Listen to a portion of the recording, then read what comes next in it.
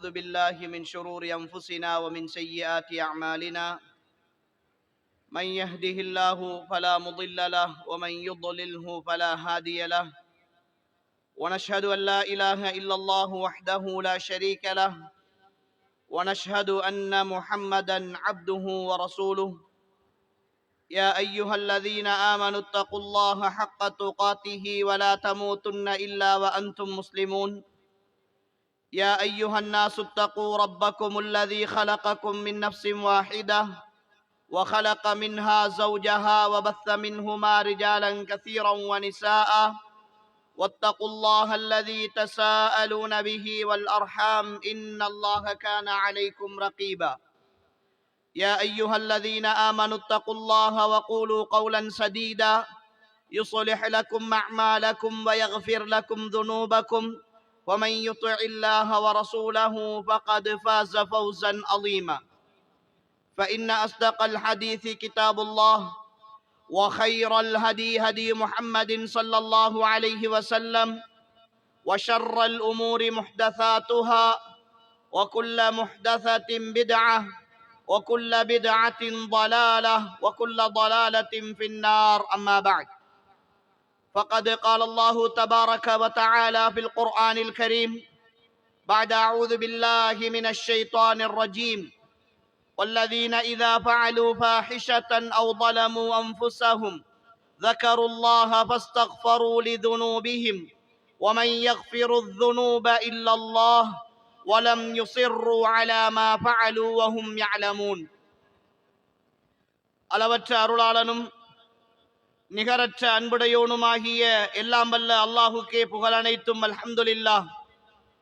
ஸலவாத்தும் சலாமும் சாந்தியும் சமாதானமும் சத்திய மார்க்கம் இஸ்லாத்தை ஏந்தி வந்த உத்தம தூதர் ஸல்லல்லாஹு அலைஹி வஸல்லம் அவர்கள் மீதும் அவர்களுடைய குடும்பத்தார்கள் தோழர்கள் நம் அனைவர்கள் மீதும் என்றென்றும் உண்டாகட்டும் என்று அல்லாஹுவை வேண்டியவனாக அல்லாஹுடைய கடமையை நிறைவேற்றியதற்கு பின்னால் அவனுடைய மார்க்கத்தில் இருந்து ஒரு சில விஷயங்களை தெரிந்து கொள்ள வேண்டும் என்கிற நல்லெண்ணத்தோடு இங்கு வந்தமர்ந்திருக்கிற ஏக வல்லவனாகிய அல்லாஹுவின் நல்லடியார்களே, அருமை சகோதர சகோதரிகளே,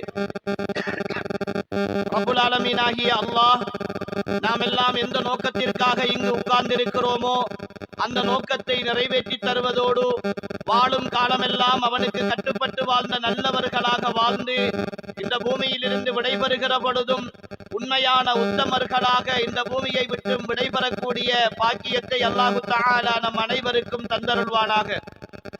அன்புக்குரிய சகோதர சகோதரிகளே, நாம் வாழ்ந்து கொண்டிருக்கிற சூழல் அல்லாஹுவினுடைய அருளால் நிறைய மார்க்க விஷயங்களை கேட்பதற்கும் படிப்பதற்குமான ஒரு வாய்ப்பை அல்லாஹு தஆலா நமக்கு தந்திருக்கிறார்.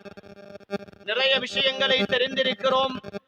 மார்க்க ரீதியான சட்டங்களை நாம் இப்படியான பயான் நிகழ்ச்சிகள் ஊடாகவும் சமூக வலைத்தளங்கள் ஊடாகவும் இன்ன பிற நிகழ்வுகள் ஊடாகவும் நாம் கேட்டு தெரிந்து அறிந்து கொள்கிற ஒரு வாய்ப்பை பெற்றிருக்கிறோம். இன்னும் ஒரு பக்கம் அறிவு வளர்ச்சி அடைந்திருக்கிற ஒரு சூழலில் நாம் வாழ்ந்து கொண்டிருக்கிறோம். மனிதர்கள் ஆரம்ப காலங்களில் வாழ்ந்ததை விட மிக தெளிவாக சிந்திக்கக்கூடிய, மிக ஆழமாக யோசிக்கக்கூடிய நிறைய விஷயங்களை கற்றிருக்கிறார்கள். ஒரு காலத்தில் என்னவென்று தெரியாதிருந்த பல விஷயங்கள் இன்றைய நவீன கால சூழலில் சிறு குழந்தைகளுக்கு கூட அவற்றை பயன்படுத்துவது, நவீன சாதனங்களை கையாளுவது என்கிற விஷயங்கள் எல்லாம் மிக இலகுவாக புரிந்து கொள்ளக்கூடிய அளவுக்கு வேகமாக அறிவு வளர்ச்சி அடைந்திருக்கிற ஒரு கால சூழலில் அன்புக்குரியவர்களே நாம் எல்லோரும் வாழ்ந்து கொண்டிருக்கிறோம். இந்த சூழலில் தான், இப்படியான அறிவு உச்சத்தில் இருக்கிற காலகட்டத்தில் தான் சில யதார்த்தத்திற்கு மாற்றமான அல்லது உள்ளம் ஒத்துக்கொள்ளாத நிறைய விஷயங்களையும் நாம் கண்டு வருகிறோம். சமூகம் கடந்த காலங்களில் சந்திக்காத பல்வேறு சவால்களை சீர்கேடுகளாக, வழிகேடுகளாக சந்தித்துக் கொண்டிருக்கிற ஒரு சூழலிலும் நாம் வாழ்ந்து வருகிறோம்.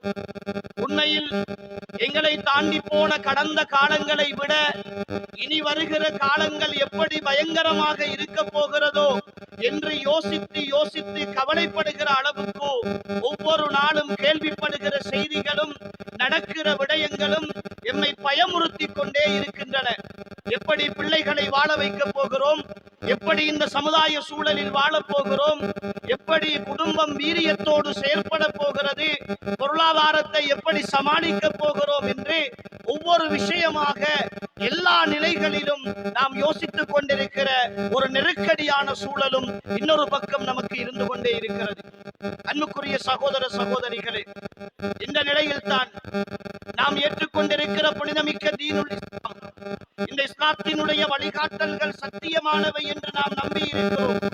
இந்த இஸ்லாத்தை, அதனுடைய அடிப்படைகளை, அது சொல்லுகிற சட்ட திட்டங்களை ஆழமாக நேசித்து நம்பி ஒரு மனிதன் வாழ்க்கையில் செயற்படுகிற பொழுது அவனுடைய உலக வாழ்க்கையும் சிறந்தோங்குவதோடு மறுமையினுடைய வாழ்க்கையும் சிறப்பாக இருக்கும் என்று நம்பி இருக்கிற ஒரு சமுதாயம் நாம். இந்த உலகத்தில் வளர்ந்து வருகிற எல்லா சீர்கேடுகளுக்கும், வளர்ந்து வருகிற எல்லா வழிகேடுகளுக்கும் முற்றுப்புள்ளி வைக்கிற ஒரு மார்க்கம் இருக்குமாக இருந்தால், ஒரு சமயம் இருக்குமாக இருந்தால், அது புனிதமிக்க தீனுல் இஸ்லாம் என்பதை தவிர வேறொன்று கிடையாது என்பதை நாம் எல்லோரும் ஏற்றுக்கொண்டிருக்கிறோம். அன்புக்குரிய சகோதர சகோதரிகளே, ஒரு அடிப்படையை நாம் புரிந்து கொள்ள வேண்டும். இந்த மார்க்கத்தை நான் பின்பற்றுகிறேன், இந்த மார்க்கத்தின் அடியொட்டி நடக்க வேண்டும் என்று நினைக்கிறேன், இதுதான் சீரான பாதை, இதுதான் நேரான பாதை என்று நான் நம்பி இருக்கிற பொழுது என்னுடைய வாழ்க்கையை அந்த பாதையினூடாக நான் கொண்டு போவதற்கு முயற்சிக்கிற வேளையிலெல்லாம் சில தடுமாற்றங்கள் வாழ்க்கையில் ஏற்படுகின்றன. என்னை விட இந்த மார்க்கத்தை பின்பற்றாத, இந்த மார்க்கத்தினுடைய வழிமுறைப்படி நடக்காத பலர் இந்த பூமியில் சந்தோஷமாக இருக்கிறார்கள், நிம்மதியாக இருக்கிறார்கள். அவர்களெல்லாம் இருக்கிற பொழுது நான் மட்டும் ஏன் இந்த மார்க்கத்தை தெளிவாக பின்பற்ற வேண்டும், இந்த மார்க்கத்தினுடைய வழி நடக்க வேண்டும் என்று கேட்கிற ஒரு சாரார் அல்லது அந்த சிந்தனையை ஏற்படுத்திக் கொள்கிற ஒரு சாரார் எங்களுக்குள்ளே இருக்கிறார்கள். அன்புக்குரிய சகோதர சகோதரிகளே, ஒரு விஷயத்தை நாம் தெளிவாக புரிந்து கொள்ள வேண்டும். இந்த மார்க்கத்தை பின்பற்றுதல் என்பது இது வெறுமனே இந்த உலகத்தினுடைய சந்தோஷத்தை மட்டும் அடிப்படையாக கொண்ட விஷயம் அல்ல. இந்த உலகத்தில் நான் தொழுது விட்டால் எல்லாம் சீராகிவிட வேண்டும், நான் நோன்பு நோற்று விட்டால் எல்லாம் நடந்து விட வேண்டும், நான் ஹஜ் செய்து விட்டால் அதற்கு பிறகு என் வாழ்க்கையில் சோதனைகள் வந்துவிடக் கூடாது, நான் தர்மம் கொடுத்து விட்டால் அந்த தர்மத்தினுடைய பிரதிபலனை நான் கண்ணுக்கு முன்னே கண்டுவிட வேண்டும், நான் அடுத்தவர்களோடு சேர்ந்து நடந்தால் அடுத்தவர்கள் என்னோடு சேர்ந்து நடந்தாக வேண்டும், நான் நல்லது செய்தால் அந்த நல்லதுக்குரிய பிரதிபலன் எனக்கு உடனே கிடைத்தாக வேண்டும் என்று நினைக்கிற ஒரு வகையான பிற்போக்குத்தனமான மனோநிலையோடு, அன்புக்குரிய சகோதரர்களே, வணக்க வழிபாடுகளை கூட நாம் இந்த உலகத்தை மட்டுமே எதிர்பார்த்து செய்கின்ற ஒரு சாராராக மாறி போயிருக்கிற ஒரு நிலையை பார்க்கிறோம்.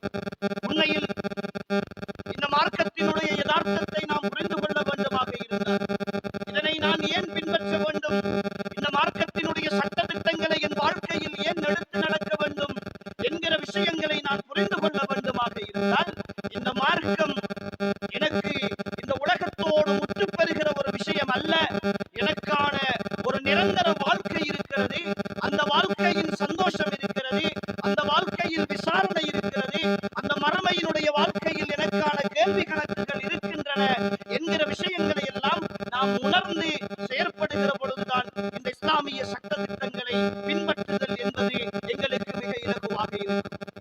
அதனால் தான் அன்புக்குரிய சகோதர சகோதரிகளே, இன்றைய கால சூழலில் மார்க்கத்தை சுமந்து கொள்ளுதல் என்பது மிக கடினமான ஒரு விஷயமாக, மிக பாரமான ஒரு காரியமாக, அது எல்லோராலும் முடியாது என்று சொல்கிற அளவுக்கு இன்றைய சமுதாயம் மாறி போயிருக்கு. அன்புக்குரியவர்களே, இன்றைய சமுதாய சூழலில் அதிகமாக சமூக சீர்கேடுகளாக வந்து நிற்கிற ஒரு சில விஷயங்களை மட்டும் இன்றைய பயான் நிகழ்ச்சியில் உங்களோடு தொட்டு பேசலாம் என்று நினைக்கிறேன். முதலாவது விஷயம்,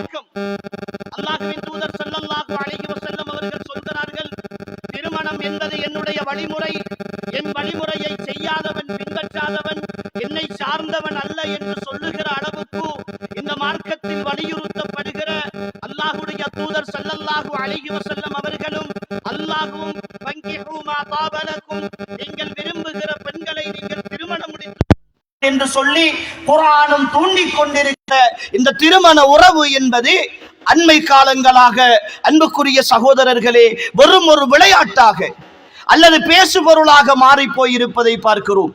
ஒவ்வொரு முஸ்லிம் பிரதேசத்தையும் எடுத்துக்கொண்டால், எல்லா பொதுவாக இருந்தாலும் கூட ஈமானை சுமந்த சமுதாயம், முஸ்லிம் சமுதாயத்தில் இருக்கிற உறவுகளை எடுத்துக்கொண்டால், குறிப்பாக இளைஞர்கள் யுவதிகள் திருமண உறவில் இணைகிறார்கள். இன்றிருக்கிற கால சூழலில் 1 வருடம், 1.5 வருடம், 2 வருடங்கள் அவர்கள் திருமணத்தோடு வாழ்ந்தாலே அது அதிசயம் என்று சொல்கிற அளவுக்கு திருமணங்களுடைய முறிவுகள் இன்று அதிகரித்து காணப்படுகின்றன. அன்புக்குரியவர்களே, எங்களுக்கு முன் வாழ்ந்த எங்களுடைய சமுதாயம், எங்களுடைய தாய்மார், அவர்களுடைய தாய்மார்கள் என்று எங்களுடைய இந்த தலைமுறைக்கு முந்தைய தலைமுறையை எடுத்துக்கொண்டால் 40 வருடங்கள் 50 வருடங்கள் 10-15 குழந்தைகளோடு எந்தவித பிளவுகளும் இல்லாமல், பிரச்சனைகள் இல்லாமல் என்பதல்ல, எந்தவித பிளவுகளும் இல்லாமல் வாழ்ந்து வந்திருக்கிறார்கள். உண்மையில் இன்றைய திருமணங்களை பார்க்கிற பொழுது மிக கவலையாக இருக்கிறது. அன்புக்குரியவர்களே, நானும் எங்களுடைய பிரதேசத்தின் ஒரு விவாக பதிவாளராக இருக்கிறேன் என்ற அடிப்படையில் சந்திக்கிற நிறைய திருமணங்கள் கடந்த 2023-24 காலப்பகுதியில் சுமார் 48 திருமணங்கள் எழுதப்பட்டிருக்கின்றன. இந்த 48 திருமணங்களில் சுமார் 35க்கும் மேற்பட்ட திருமணங்கள் 2ஆம் திருமணங்களாக எழுதப்பட்டவை, 2வது திருமணங்களாக எழுதப்பட்டவை. இந்த 2வது திருமணங்களிலும் கூட திருமணத்திற்காக முடிக்க வருகிறவர்களுடைய வயதெல்லையை பார்த்தால் வரும் 20, 25, 30 வயதுக்குட்பட்டவர்கள் 3வது 4வது திருமணத்தை முடிக்கிற அளவுக்கு வந்து நிற்கிற 3வது 4வது திருமணம் என்கிற பொழுது வைத்துக் கொண்டு வருகிறதல்ல, தலாக் சொல்லி அந்த திருமணத்தை முடித்துவிட்டு 2வது ஒரு திருமணம் முடித்து அதையும் தலாக் சொல்லிவிட்டு 3வது ஒரு திருமணம் முடித்து அதையும் தலாக் சொல்லிவிட்டு 4வது திருமணத்திற்காக ஒருவன் வந்து நிற்கிறார். வெறும் 36 வயது. ஒரு இஸ்லாமிய யுவதி ஒரு திருமண பதிவுக்கு வந்திருக்கிறார். வரும் 20 வயது பூர்த்தி அடைந்திருக்கிறது. 3வது திருமணத்தை பதிவு செய்வதற்கு வந்திருக்கிறார். ஈமானிய சமுதாயத்தில் இன்றிருக்கிற கணக்கெடுப்பின் பிரகாரம் 10 வீடுகளை எடுத்துக்கொண்டால், ஒரு சூழலில் முஸ்லிம்கள் செறிந்து வாழுகிற பகுதிகளில் 10 வீடுகளை எடுத்துக்கொண்டால், அந்த 10 வீடுகளில் ஒரு வீட்டில் கணவனை இழந்திருக்கிற, கணவனை விட்டு பிரிந்திருக்கிற ஒரு இளம் பெண் இருக்கிறாள் என்று சொல்கிற அளவுக்கு, அல்லது ஒரு வாலிபன் தன்னுடைய மனைவியை பிரிந்து வந்திருக்கிறான் என்று சொல்கிற அளவுக்கு மிக அதிகரித்து வருகிற ஒரு கால சூழலில் வாழ்ந்து கொண்டிருக்கிறோம். அன்புக்குரிய சகோதர சகோதரிகளே, இதற்கான தீர்வு என்ன? இந்த பிரச்சனையை எப்படி அடையாளம் கண்டுகொள்வது? இது மிகப்பெரிய ஒரு சமூக சீர்கேடாக வளர்ந்து வருகிறது. ஒரு கட்டத்தில் திருமணத்தை இளவயதிலே விட்டுவிட்டு வந்தவர்கள் அந்த ஆசையினுடைய தூண்டுதல், தவறான பாதைக்கு அடுத்தவர்களை ஈர்க்கிற, அடுத்தவர்களோடு சேர்ந்து வாழுகிற, மார்க்க முறைகளுக்கு அப்பாற்பட்ட விபச்சாரத்தோடு வாழுகிற சில கட்டங்களை சந்திக்கிறோம். சிலர்கள் குழந்தை பிறந்து 1 வருடம், 1.5 வருடம், 6 மாதங்கள் கை குழந்தைகளோடு கணவனை விட்டுவிட்டு வந்து விடுகிறார்கள், அல்லது கணவனால் துரத்தப்பட்டு வந்து விடுகிறார்கள். பிள்ளை வளர்ந்து வருகிறது. தாய் இன்னும் ஒரு திருமணம் முடிக்கிறாள். அந்த திருமணத்தில் இருக்கிற கணவன் இந்த குழந்தையை ஏற்றுக்கொள்வதற்கு தயார் இல்லை. இப்பொழுது குழந்தை தாயினுடைய தாயிடத்தில் வளர்கிறது. அவருக்கு அதை சரியாக பராமரிக்க முடியாத வயோதிப நிலை அல்லது வறுமை நிலை. குழந்தைகள் தட்டழிந்து திரிகிற, சீரழிந்து போகிற ஒரு கால சூழலும் அன்புக்குரியவர்கள் இன்றைய சமுதாயத்தில் நாம் கண்டு வருகிறோம். இப்படி மிக மோசமான சமூக சீர்கேடுகள் இந்த இளவயது திருமணங்களின் பின்னரான விவாகரத்துகளூடாக நடைபெற்றுக் கொண்டிருக்கிற சூழலை நாம் பார்க்கிறோம். அன்புக்குரியவர்களே, இதற்கான மிக பிரதானமான காரணம் காதல் என்ற பெயரில் எம் ஈமானிய சமூகம் இழந்திருக்கிற மிக அடிப்படையான ஒழுக்க விழுமியங்கள் என்பதை நாம் எல்லோரும் மிக தெளிவாக புரிந்து கொள்ள வேண்டும். கையடக்க தொலைபேசியில் எங்கோ இருக்கிற ஒருவனோடு ஏற்படுகிற முகம் காணாத காதல், அவனுக்காக உயிரை கொடுப்பேன் என்று வாழ்க்கையில் அவரை வளர்த்தெடுத்த பெற்றோரை எல்லாம் தூக்கி வீசிவிட்டு அவரை சுமந்து பாதுகாத்த 18-20 வருடங்கள் வளர்த்தெடுத்த உறவுகளை எல்லாம் தூக்கி வீசிவிட்டு அந்த காதல் தான் பெரிது என்று சொல்லி எல்லோருடைய மனதையும் புண்படுத்திவிட்டு அந்த புண்படுத்தப்பட்ட மனதை தேற்றாமல் கூட வாழ்க்கையில் ஒரு துணையை தேடிக்கொள்வதனுடைய விளைவு படைத்த ரப்பு அதற்கான தீர்வை வாழ்க்கையின் நிரந்தர கஷ்டமாக கொடுக்கிறான், நிரந்தர சோதனையாக ஆக்குகிறான். அண்மையில் ஒரு இடத்திற்கு போயிருந்தேன். அந்த இடத்திலே ஒரு முக்கியமான கூட்டம். அந்த கூட்டத்தில் ஒரு பிரதேசம் சம்பந்தப்பட்ட கணக்கெடுப்பு முன்வைக்கப்பட்டது. ஒவ்வொரு வாரமும் அந்த பிரதேசத்தில் சுமார் 6 தொடக்கம் 8 வரையான விவாகரத்து வழக்குகள் பதிவு செய்யப்படுகின்றன. அதில் 4 தொடக்கம் 6 வகையான 6க்கு உட்பட்ட விவாகரத்து வழக்குகள் பெண்களால் பதிவு செய்யப்படுகிற ஹுல் என்று சொல்கிற பெண்கள் விவாகரத்து கேட்டு பதிவு செய்கிற வழக்குகள். இந்த 8 வழக்குகளில் பெரும்பாலானவை 18 வயதுக்கும் 25 வயதுக்கும் உட்பட்ட இளம் வாலிபர்களாலும் யுவதிகளாலும் தொடுக்கப்படுகிற வழக்குகள். இவற்றில் பெரும்பாலானவை காதல் திருமணங்கள். 4 ஆண்டுகள் 5 ஆண்டுகள் உருக பாடசாலை காலத்தில் காதலித்து அதை விட முடியாது என்ற விடாப்பிடியோடு அதற்காக படிப்பை இழந்து, மானத்தை இழந்து, கற்பை இழந்து, குடும்பத்தின் கௌரவத்தை இழந்து, எல்லாவற்றையும் இழந்து பெற்றோரை நிர்பந்தித்து அந்த திருமணம் பொருத்தமற்றது என்று தெரிந்தும் கூட தன்னுடைய ஆசைக்காக, தன்னுடைய மனோ இச்சைக்காக அதை முடித்தாகுவேன் என்று சொல்கிற அந்த வெறியோடு போய் முடித்து கடைசியிலே வாழத் தெரியாமல் அவனுடையதும் யதார்த்தம் வெளிப்படுகிற பொழுது, உண்மை முகம் வெளிப்படுகிற பொழுது, வாழ்க்கையை நேருக்கு நேரே 2 பேரும் சந்திக்கிற பொழுது வாழ்க்கை பற்றிய எந்த ஒரு குறிப்பும் இல்லாமல், அனுபவமும் இல்லாமல் வாழ்க்கையை பிரிந்து வந்து விடுகிற ஒரு சூழ்நிலையை அன்புக்குரியவர்களை நாம் பார்த்து வருகிறோம். இன்று சில பெற்றோர்கள் கூட பிள்ளைகளுக்கு சரியான மாப்பிள்ளை தேட வேண்டும் என்று நினைக்கிற தாய்மார்கள், பெற்றோர்கள், அதே போன்று தன்னுடைய மகனுக்கு ஒரு சரியான மணமகள் கிடைக்க வேண்டும் என்று நினைக்கிற பெற்றோர்கள், இவன் யாரையாவது காதலிக்க மாட்டானா, இவள் யாரையாவது காதலிக்க மாட்டாளா, அப்படி காதலித்தாலாவது இலகுவாக நம்முடைய பிரச்சனை முடிந்துவிடும், அவர்களை சேர்த்து வைத்து விடலாம் என்று சொல்லி அவர்களுடைய தராதரம் பார்க்காமல், மார்க்க விஷயங்களை பார்க்காமல், அறிவு பார்க்காமல் வைத்து விடுவதனுடைய, திருமணம் செய்து வைப்பதனுடைய விளைவு அன்புக்குரிய சகோதர சகோதரிகளே மிக பெரும் சமூக சீர்கேடாக இந்த நிலைமை மாறி போயிருக்கிறது, பேசு பொருளாக மாறி போயிருக்கிறது என்பதை பார்க்கிறோம். விளையாட்டுத்தனமான காதல்கள் அல்லது அடுத்தவர்களை ஏமாற்றுகின்ற, நம்பிக்கை துரோகம் விளைக்கின்ற விஷயங்கள், ஒரே நேரத்தில் பலரோடு உறவாக இருக்கிற விஷயங்கள் இன்று சமுதாயத்தில் பேச முடியாத அருவருப்புகளாக, அவமான சின்னங்களாக இந்த ஈமானிய சமுதாயத்தில் மாறி போயிருக்கின்றன என்ற உண்மையை அன்புக்குரியவர்களே நாம் எல்லோரும் ஏற்றுக்கொண்டாக வேண்டும். இந்த விளைவுதான் இன்று பல பெற்றோர்கள் சமாளிக்க முடியாமல் தவித்துக் கொண்டிருக்கிறார்கள்.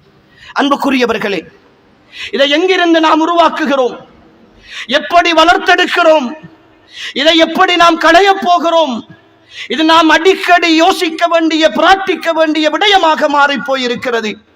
தாயும் தந்தையும் வீட்டுக்குள்ளே இருக்கிற பொழுது டிவியிலே, போனிலே போகிற சினிமா காட்சிகளையும், விரசமான ஆபாசமான நடனங்களையும், மோசமான இரட்டை அர்த்தங்கள் கொண்ட வார்த்தையையும், தன்னுடைய வயதுக்கு வந்த மகளையும் வயதுக்கு வந்த மகனையும் பக்கத்திலே வைத்துக் கொண்டு அதை பார்த்து ரசிக்கிற, அதிலே இரவு தூங்குகிற பொழுது நடக்கிற அந்த மோசமான காதலின் பெயரால் அரங்கேறிக் கொண்டிருக்கிற அருவருப்புகளை எல்லாம் பார்த்து பிள்ளைகளையும் பக்கத்திலே வைத்து ரசித்துக் கொண்டிருக்கிற ஒரு சமுதாயத்தில் அன்புக்குரிய சகோதரர்களே, சகோதரிகளே, எப்படி ஒழுக்கமுள்ள குழந்தைகளை எதிர்பார்க்க முடியும்? எப்படி ஒழுக்கமுள்ள குழந்தைகளை உருவாக்க முடியும்? பக்கத்து ரூமிலே மகள் இருக்கிறாள், மகன் இருக்கிறான். இரவு 12-1 மணி, கதைக்கிற சத்தம் கேட்கிறது. யாரோ ஒருத்தனோடு அவன் பேசிக் கொண்டிருக்கிறாள், யாரோ ஒருத்தியோடு இவன் பேசிக் கொண்டிருக்கிறான். தெளிவாக தெரிகிறது. உம்மாவுக்கு தெரியும், ராத்தாவுக்கு தெரியும், தங்கச்சிமாருக்கு தெரியும், ஏன் வாப்பாவுக்கு கூட தெரியும். இது ஹராம் என்று தெரியும். ஆனால் அதை தடுப்பதற்கு தைரியமற்ற பெற்றோர்கள், அதை தட்டி கேட்பதற்குரிய ஈமானிய ரோஷம் இல்லாத பெற்றோர்கள் இருக்கிற சமுதாயத்தில் அன்புக்குரிய சகோதர சகோதரிகளே, எப்படி ஒழுக்கமுள்ள குழந்தைகளை எதிர்பார்க்க முடியும்? உங்களுடைய பெண் குழந்தைகளுக்கு நீங்கள் தொழுங்கள் என்று சொல்லிக் கொடுத்ததை போன்று, ஓதுங்கள் என்று சொல்லிக் கொடுத்ததை போன்று, வயதுக்கு வந்த பெண் குழந்தைகளுக்கு வாழ்தல் இப்படித்தான் என்று சொல்லிக் கொடுத்திருக்கிறோமா?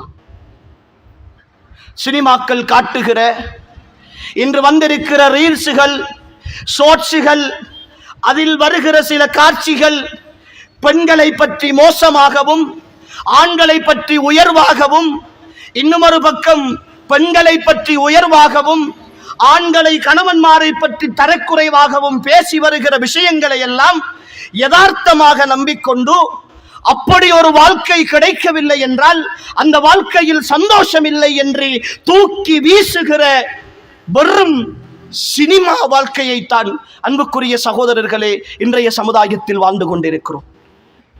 குடும்பமாக வாழ்ந்து கொண்டிருக்கிற, குடும்ப வாழ்க்கையை தேடிக்கொண்டிருக்கிற ஒவ்வொரு சகோதரனும் சகோதரியும் புரிந்து கொள்ளுங்கள். இந்த குடும்ப வாழ்க்கை என்பது வெறுமனே உங்களுக்கு சந்திர வெளிச்சத்தில், பௌர்ணமி வெளிச்சத்தில், பூக்கள் தூவப்பட்ட ஒரு பாதையில் வெறும் மகிழ்ச்சியோடு நடந்து வருகிற ஒரு வாழ்க்கை அல்ல இந்த குடும்ப வாழ்க்கை. இதில் வருகிற இடர்பாடுகள், இதில் வருகிற சோதனைகள், இதில் வருகிற கஷ்டங்கள் இரண்டு சாராரும் தேர்ந்து புரிந்துணர்வோடு பொறுமையோடு விட்டு கொடுப்போடு வாழ்கிற பொழுதுதான் அன்புக்குரியவர்களே இந்த உலகத்தில் இந்த குடும்ப வாழ்க்கை சந்தோஷமான வாழ்க்கையாக இருக்கும்.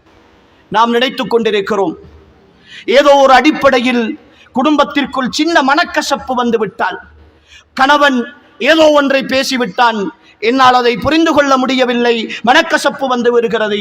மனைவி ஏதோ ஒன்றில் பிடிவாதமாக இருந்து விட்டால் அதனால் மனக்கசப்பு வந்து விடுகிறது. இந்த நிலை வந்து விட்டால் நாம் நினைக்கிறோம் இத்தோடு இந்த வாழ்க்கை வாழ முடியாது, எனக்கு அவள் கட்டுப்படவில்லை, அல்லது என்னுடைய வார்த்தையை அவன் மதிக்கவில்லை, நன்றியோடு இருக்கவில்லை, அன்பு காட்டவில்லை என்ற போர்வையால் அன்புக்குரிய சகோதர சகோதரிகளே வாழ்க்கையை தூக்கி வீசி விடுகிற நிலையை நாம் பார்க்கிறோம். அன்புக்குரியவர்களே, இந்த உலகத்தில் குடும்ப வாழ்க்கை என்பது முரண்பாடுகளற்ற உடன்பாடுகளோடு மட்டும் வாழுகிற ஒரு வாழ்க்கையாக இருந்திருந்தால், இந்த உலகத்தில் மிக பெரும் வாழ்க்கையில் வெற்றி பெற்ற ஒரு தலைவரை வரலாற்றில் நாம் பேசிக்கொண்டிருக்கிறோம். அந்த தலைவர் தான் எம் உயிரிலும் மேலான முஹம்மது ஸல்லல்லாஹு அலைஹி வஸல்லம். அவர் கை வைத்த துறைகளில் தோற்று போனதே கிடையாது. அவர்களுடைய பண்பாடுகளுக்கு நிகராக, ஒழுக்கத்திற்கு நிகராக இந்த உலகத்தில் யாரும் பிறந்ததும் கிடையாது, பிறக்க போவதும் கிடையாது. அப்படியான ஒரு தலைவர் ஸல்லல்லாஹு அலைஹி வஸல்லம். அவருடைய அழகை பற்றி அல்லாஹ் குர்ஆனில் புகழ்ந்து பேசவில்லை, அவருடைய ஒழுக்கத்தை பற்றி அல்லாஹ் குர்ஆனில் புகழ்ந்து பேசவில்லை, அவருடைய நடைமுறைகளை பற்றி, அவருடைய பேச்சாற்றலை பற்றி, அவருடைய தாவாவை பற்றி அல்லாஹ் புகழ்ந்து பேசவில்லை. ஆனால் இன்னக லஅலா குலுகின் அலீம், நபியே நீங்கள் மகத்தான நற்குணத்தில் இருக்கிறீர்கள் என்று அவர்களுடைய பண்பை, ஒழுக்கத்தை, அவர்களுடைய பண்பாட்டை, குணத்தை அல்லாஹு தஆலா புகழ்ந்து பேசுகிற அளவுக்கு மிக பெரும் ஒழுக்க சீலர் ஸல்லல்லாஹு அலைஹி வஸல்லம். அந்த தலைவரே தன் மனைவிமாரோடு முரண்பட்டு கொண்டு ஒரு மாத காலம் உங்களுடைய வீடுகளுக்கு வரமாட்டேன் என்று சத்தியம் செய்துவிட்டு பள்ளிவாசலில் போய் தூங்கி இருக்கிறார்கள் என்றால் இந்த உலகத்தில் அவரை விட குடும்ப வாழ்க்கையில் வெற்றி பெற்ற ஒரு தலைவரை உங்களால் காட்ட முடியுமா? அன்புக்குரியவர்களே, முரண்பாடுகள் வருகிற பொழுதெல்லாம் அதில் எதில் உடன்பாடு இருக்கிறது என்று தேடி அந்த உடன்பாடுகளை சரியாக இனம் கண்டு அவற்றுக்குள் சேர்ந்து வாழுகிற, புரிந்துணர்வோடு வாழுகிற ஒரு வாழ்க்கை தான் குடும்ப வாழ்க்கை என்பதை நாம் எல்லோரும் புரிந்து கொள்ள தவறி இருக்கும். அதனுடைய விளைவுதான் இந்த சமூக சீர்கேடு இன்று அதிகரித்திருக்கிறது. இன்னும் ஒரு பக்கம் இந்த சமூக சீர்கேட்டின் அடுத்த வடிவம் என்ன தெரியுமா? குடும்ப வாழ்க்கைக்கான தீர்வு தேடி அலைதல், குடும்பத்திற்குள் நடக்கிற பிரச்சனைகளுக்கான தீர்வு தேடி அலைதல், அதற்காக ஆலோசகர்களை நாடுதல், அதற்காக கருத்து சொல்பவர்களை நாடுதல். ஒவ்வொரு மௌலவிமாராக, ஒவ்வொரு ஆலோசகர்களாக, ஒவ்வொரு உளவியலாளர்களாக தன்னுடைய பிரச்சனைகளை முறையிட்டு கடைசியில் தன் பிரச்சனை ஊர் முழுக்க தெரிகிற அளவுக்கு வந்துவிடும். ஆனால் இங்கிருக்கிற ஈமானிய சகோதரர்களில் நாம் யாருமே யோசிப்பது கிடையாது. என் பிரச்சனையை உள்வாங்கிக் கொண்டிருக்கிற மௌலவிக்கும் மனைவியோடு பிரச்சனை இருக்கும், என்னோடு பேசிக்கொண்டிருக்கிற உளவியலாளருக்கும் மனைவியோடு அவரும் பயந்து தான் இருப்பார். இன்று என்ன கறி வாங்கி கொடுப்பது, என்ன வாக்குறுதி கொடுத்து விட்டு மாறு செய்து விட்டோம், என்ன செய்து கொடுக்க வேண்டும், எப்போது கோல் வரும் என்று அவரும் பயந்து இருக்கிற சூழலில் தான் இருக்கிறார். எல்லோருடைய வாழ்க்கையும் அதுதான். ஆனால் நாம் என்னமோ அடுத்தவர்கள் எல்லாம் சுவனத்தில் ஹூர்லின்களோடு வாழ்ந்து கொண்டிருப்பதை போலவும், நாம் மட்டும்தான் குடும்ப வாழ்க்கையில் பிரச்சனைகளோடு வாழ்ந்து கொண்டிருப்பதை போலவும் அப்படியே உருவகப்படுத்தி அதனுடைய விளைவு சின்ன சின்ன விஷயங்களுக்கெல்லாம் உடைவுகளை நோக்கி சென்று சமூக சீர்கேட்டை உருவாக்கி கொண்டிருக்கிறோம் என்பதை ஒவ்வொரு ஈமானிய சகோதரனும் தெளிவாக புரிந்து கொள்ள வேண்டும். உமர் ரலியல்லாஹு அன்ஹு அவர்கள் சொன்ன ஒரு கூற்று குடும்ப வாழ்க்கையினுடைய யதார்த்தத்தை தெளிவுபடுத்துகின்ற மிக அற்புதமான ஒரு கூற்று. உமர் ரலியல்லாஹு அன்ஹு அவர்கள் சொன்னார்கள், ஒவ்வொரு குடும்பமும், இந்த உலகத்தில் சேர்ந்து வாழுகிற எல்லா குடும்பமும் அன்பின் மீது கட்டப்பட்ட குடும்பங்கள் கிடையாது. எல்லா வீடுகளும் அன்பின் மீது கட்டப்பட்ட வீடுகள் கிடையாது. சில நேரம் சில கடமைகளுக்காக, சில பொறுப்புணர்ச்சிகளுக்காக, விலக முடியாத சில நிர்பந்தங்களுக்காகவும் அந்த குடும்பங்கள் சேர்ந்து வாழ்ந்து கொண்டுதான் இருக்கின்றன என்று சொன்ன இந்த வார்த்தை இந்த உலகத்தின் மிக பெரும் நீதியரசர்களில் ஒருவராக கருதப்பட்ட, அவருடைய ஆட்சி இந்த உலகத்திற்கு மீண்டும் திரும்ப வர வேண்டும் என்று உலக ஆட்சியாளர்கள் எல்லாம் எதிர்பார்த்து கொண்டிருக்கிற உமர் ரலியல்லாஹு அன்ஹு அவர்களுடைய வார்த்தை. எனவே அன்புக்குரிய சகோதர சகோதரிகளே, சமூக சீர்கேடுகள் இந்த வடிவத்தில் இன்று அதிகரித்துக் கொண்டிருக்கிற சூழலை நாம் பார்க்கிறோம். இதை எப்படியாவது களைய வேண்டும். எதிர்காலத்தில் என் பிள்ளையை திருமணம் முடித்துக் கொடுத்தால் குறைந்தபட்சம் ஒரு வருடமாவது அவள் கணவனோடு வாழ்வாளா, அல்லது ஒரு 6 மாதங்களாவது அந்த திருமணம் நீடிக்குமா என்கிற ஒரு கேள்விக்குறியோடு ஒவ்வொரு பெற்றோரும் பயந்து இருக்கிறார்கள். எந்த பிரச்சனைக்கு எப்பொழுது கண்ணை கசக்கி கொண்டு வந்து நிற்பால், அதற்கு பிறகு என்ன செய்வது, யாரை தேடுவது? அன்புக்குரிய சகோதரர்களே, தெளிவாக புரிந்து கொள்ள வேண்டும். இன்றைய திருமணங்களும் அந்த நிலையில் தான் இருக்கின்றன. அல்லாஹுவை ஒட்டுமொத்தமாக புறக்கணிக்கிற, அல்லாஹுவின் தூதருடைய சுன்னாக்களை ஏதோ ஒரு சில விஷயங்களில் மட்டும் அக்து பண்ணுதல், பள்ளியில் வைத்து காவி எழுதுதல், அது உண்மையில் சுன்னாவே கிடையாது.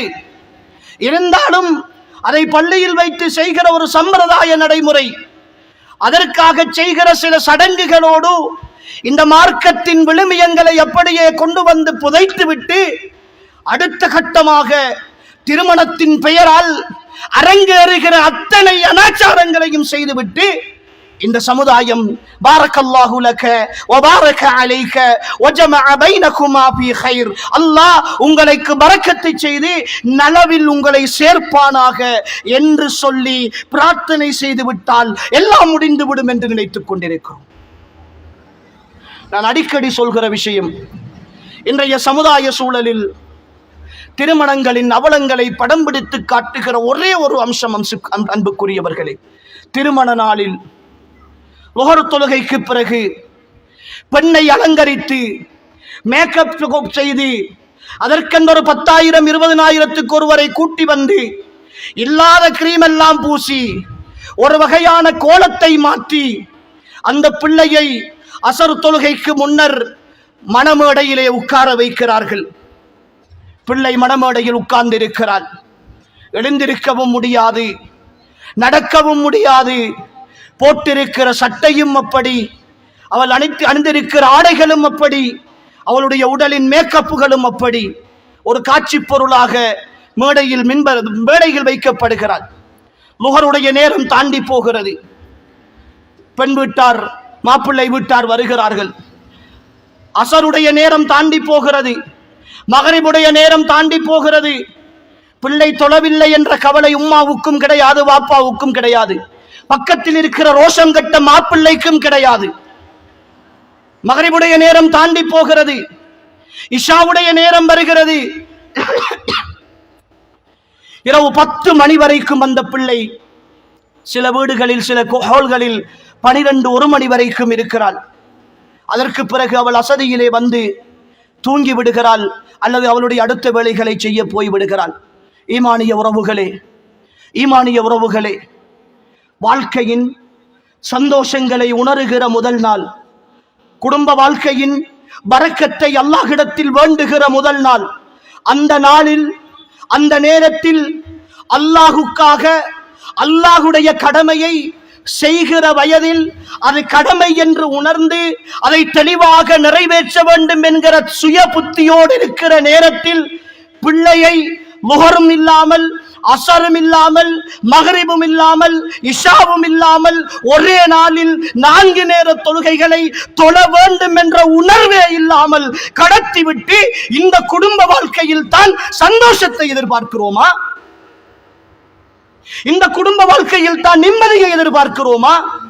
ஒரு 10,000 ரூபாயுடைய மேக்கப்பை விட 10-15 வருடங்கள் வளர்த்த ரப்பு, அருள் செய்த அல்லாஹ் அவனுடைய அழைப்பு கேட்கிற பொழுது பிள்ளையை போய் ஒரு 3 லுஹர் தொழுது விட்டு வா, அசர் தொழுது விட்டு வா, மகரிபு தொழுது விட்டு வா என்று அந்த பிள்ளை சுபகுக்கு எழும்பாமல் படுத்தால் கூட தட்டி எழுப்பி அவளை தொழு என்று நிர்பந்தித்த தாய் ரோஷம் இல்லாமல் பார்த்துக் கொண்டிருக்கிறாள்.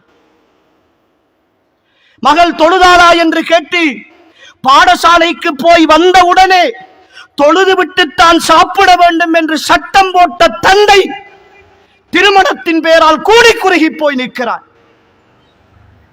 தன் மனைவி ஒழுக்கமுள்ளவளாக வர வேண்டும் என்று நினைத்து மணமேடையில் குந்திக் கொண்டிருக்கிற ரோஷமற்ற கணவன் முதல் நாளில் அந்த பிள்ளையை தொழாவிட்டால் எனக்கு பக்கத்திலே இருக்காதே, நீ காபிர், தொழுகை கடமை என்று தெரிந்து அந்த தொழுகையை உரிய நேரத்திற்கு நிறைவேற்றாமல் வேண்டுமென்றே கடந்து போகுமானால் அதே நிலையில் மரணித்து போனால் காபிராக மரணிக்கிறான். அவனை குளிப்பாட்ட முடியாது, கவன் செய்ய முடியாது, முஸ்லிம்களின் மையவாடியில் அடக்கம் செய்ய முடியாது. முதல் நாளில் மதம் மாற்றி திருமணம் முடித்து வைத்துவிட்டு அந்த திருமணத்தில் சந்தோஷத்தை எதிர்பார்க்கிற ஒரு வகையான மனநோயோடுள்ள சமுதாயம் அல்லவா நாம்? எப்படி சகோதரர்களே கிடைக்கப் போகிறது என்றாவது யோசித்திருக்கிறோமா? இதன் பின்னணியில் இருக்கிற பிரச்சனைகள், திருமணம் பேச்சுவார்த்தை ஆரம்பித்ததில் இருந்து நடக்கிற அனாச்சாரங்கள், சிலைகளை போன்று தூக்கி போகிற பார்சல்கள், அன்பளிப்புகளின் பெயரால் நடக்கிற அவலங்கள், அடையாளம் போடுதல் என்கிற அந்நிய கலாச்சாரங்கள், மறுதொன்றி திருமணம் என்று சொல்கிற பேரில் நடக்கிற